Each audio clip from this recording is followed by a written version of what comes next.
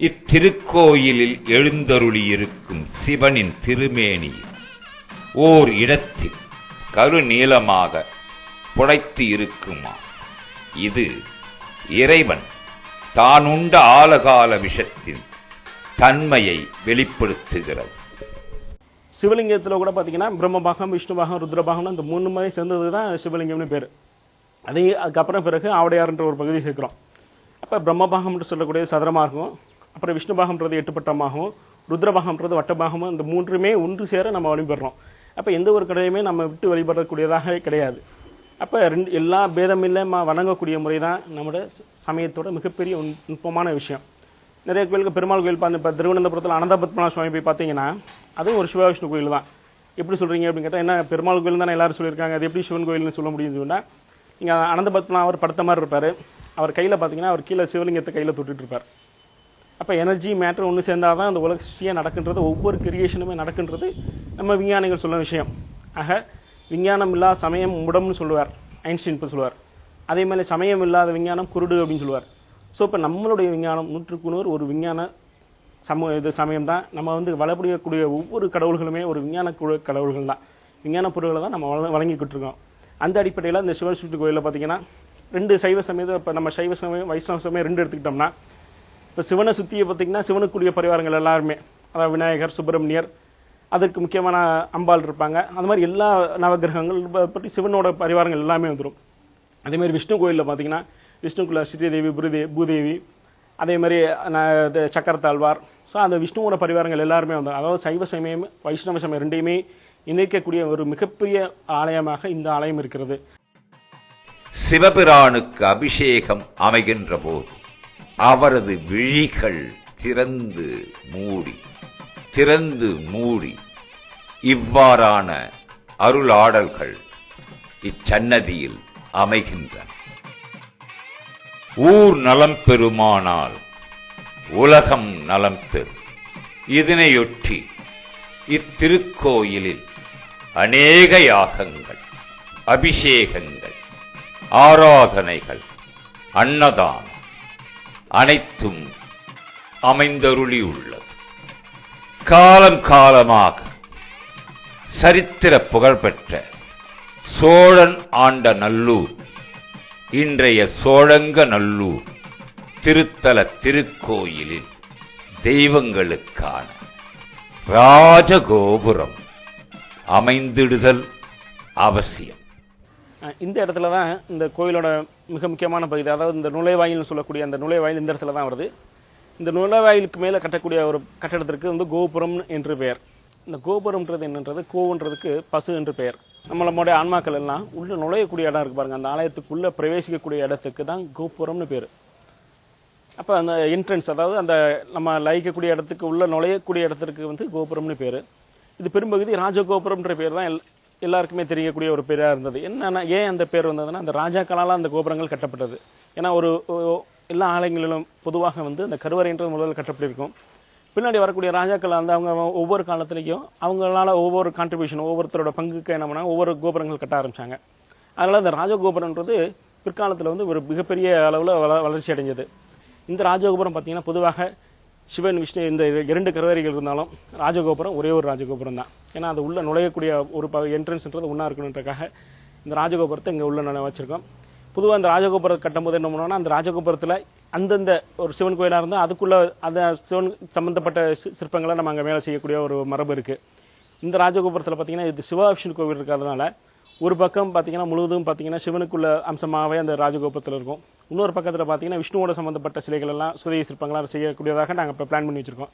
கிட்டத்தட்ட இந்த ராஜகோபுரம் ஒரு 60 அடி உயரம் இருக்கக்கூடிய ராஜகோபுரம், 5 அங்கணங்களோட கூடியது. அதே மாதிரி சுதை சிற்பங்கள் பார்த்தீங்கன்னா ஒரு 108 சிற்பங்கள் செய்யணுன்றதை பிளான் பண்ணியிருக்கோம். நடுவில் ரிஷப குஞ்சரம் சொல்லி அந்த ராஜகோபுரத்தோட மேல் பகுதியில் பார்த்தீங்கன்னா ரிஷப குஞ்சரம் சொல்லுவாங்க. அதாவது ஒரு ரிஷபமும் ஒரு கஜமும் சேர்ந்த மாதிரி ஒரு பகுதி அமைப்பு, அதற்கு ரிஷப குஞ்சரம் போகுது. அதை நடுவில் வச்சிருப்பாங்க. என்னன்னா, இப்போ ரிஷபம்ன்றது சிவனோட அம்சமாகவும், யானைன்னு சொல்லக்கூடிய அந்த கஜம் விஷ்ணுவோட அம்சமாக இருக்கிறதுனால 2 சேர்ந்த மாதிரியே ஒரு சிற்பம் இருக்கிறது. அந்த ரிஷப குஞ்சரம்ன்ற சிற்பத்தையும் அங்கே நடுவில் வச்சிருப்பான். 2மே ஒன்று தான் அப்படின்னு அந்த உள்ள ராஜகோபுரத்தை நுழையும் போது பார்த்துட்டு மக்கள் நுழையணுன்ற ஒரு கருத்தில் தான் இந்த ராஜகோபுரத்தை கட்டுறோம். ராஜகோபுரம் அமைந்து ஓர் மாபெரும் திருப்பணியை நிறைவேற்றி குடமுழுக்கு விழாவை நடத்திட வேண்டியது பக்தர்களின் தலையாய கடமை. அந்த கடமைக்கு பக்தர்கள் செவிசாய்த்து தெய்வத்தின் அருள் பெற்றிட திருப்பணியில் இணைந்து திருவருள் பெறுவோமார். வணக்கம். கடந்த 1965 இந்த சாமியை விவசாயம் பண்ணும்போது பூமியிலேருந்து நம்ம சுயம்புவாக வெளியில் எடுத்தோம். எத்தனையோ நாள் மழையிலையோ வெயிலையோ இந்த சாமிங்க இருந்தது.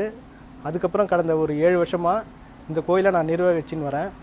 அதாவது இந்த கோயிலில் திருவிழாக்கள்னு பார்த்தா முக்கியமான பண்டிகை மகா சிவராத்திரி, வைகுண்ட ஏகாதசி, பங்குனி உத்திரம், சாமி திருக்கல்யாணம். இந்த 3 சிறப்பு நிகழ்ச்சி. வைகுண்ட ஏகாதசின்றது 7 வாசல் வச்சு சாமிக்கு பல சொர்க்கவாசல் திறந்து கிட்டத்தட்ட ஒரு 500லேருந்து 600 பேர் அதை பார்க்குறாங்க. அதே மாதிரி சிவராத்திரின்னு எடுத்துக்கோன்னா 4 கால அபிஷேகம் பண்ணுறோம். 4 கால அபிஷேகம் பண்ணும்போது விடிய காத்தால அந்த சூரிய வெளிச்சம் சாமி மேலே படுற காட்சியை நமக்கு அபூர்வமாக கிடைக்கிது இந்த கோயிலில். அதே மாதிரி திருக்கல்யாணம் பண்ணும்போது குறைஞ்சபட்சம் 3000 பேர் இங்கே கூடுவாங்க. ஒரு பெரிய திருவிழாவாகவே நம்ம அதை கொண்டாடுவோம். அதில் இன்னொரு விஷயம் என்னன்னு பார்த்தீங்கன்னா, இந்த கோயில் திருமண பரிகார ஸ்தலம். இங்கே இருக்கிற தெய்வங்கள்லாம் நீங்கள் பார்த்தீங்கன்னா எல்லாமே கல்யாண கோலம். எல்லாருமே இப்போ தம்பதி சமையலாக இருப்பாங்க. பெருமாள் எடுத்துக்கிட்டிங்கன்னா சீனிவாச வரதராஜ பெருமாள், பத்மாவதி தாயார். சிவன் எடுத்துக்கிட்டிங்கன்னா சங்கரநாராயணர், கோமதி அம்மன். அதே மாதிரி பைரவர் எடுத்துட்டிங்கன்னா அவருக்கும் ஒரு அம்மன் கூடவே இருப்பாங்க. முருகர் எடுத்திங்கன்னா வள்ளி தேவசேனாவோட சேர்ந்தே இருப்பாங்க. அதனால் இங்கே நிறைய பேர் இங்கே வேண்டிட்டு கல்யாணம் பண்ணின்னு போகிறத நம்ம கண் கூட பார்த்துருக்கோம். அதே மாதிரி வேண்டிட்டு வரவங்க எத்தனை பேர் சாமிக்கு மாங்கல்யமும் தானமாக கொடுத்துருக்காங்க. மேற்படி இந்த கோயிலை பெரிய லெவலில் கட்டி ஏற்கனவே இந்த பழைய கோயில் மாதிரியே உருவாக்கி மேல்படி இந்த மக்களுக்காக கோயிலே வருஷத்துக்கு ஒரு 5 கல்யாணமோ, அதே மாதிரி படிக்க வேண்டிய பசங்களுக்காகவோ உதவி செய்கிறது, அப்புறம் அன்னதானம் பண்ணுறது, இந்த மாதிரி நிறைய சேவைகளை நாங்கள் ஒரு ட்ரஸ்ட்டு வச்சுருக்கோம். அது மூலிமா கடைசி வரைக்கும் எங்களால் முடிஞ்ச அளவுக்கு நல்லா பண்ணி இந்த கோயிலை இன்னும் சிறப்பாக்கணும் அப்படின்றது எங்களுடைய எண்ணம்.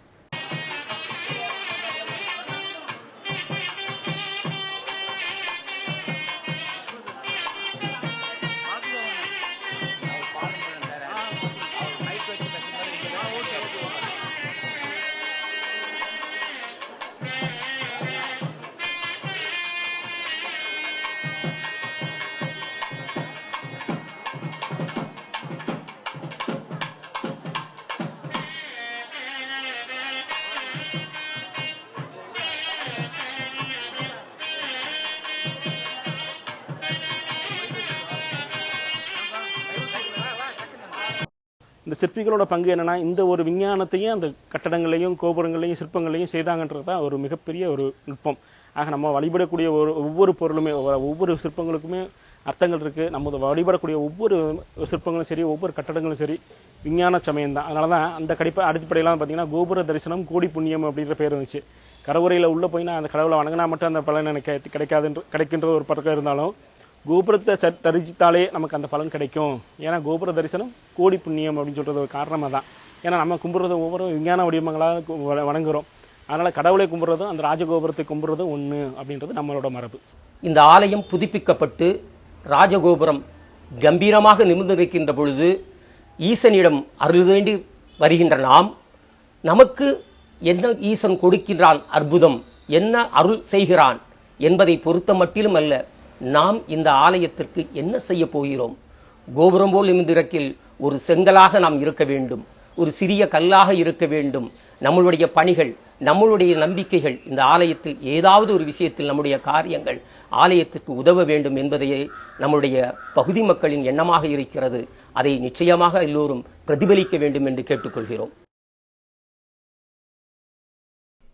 நின்றாலும் இருந்தாலும் கிடந்தாலும் நடந்தாலும் மென்றாலும் துயின்றாலும் விழித்தாலும் இமைத்தாலும் மன்றாடும் மலர்பாதம் ஒரு காலும் மரபாமை குன்றாத உணர்வுடையார் தொண்டராம் குணமிக்கார் என்கிறார் சேக்கிழார் பெருமான்.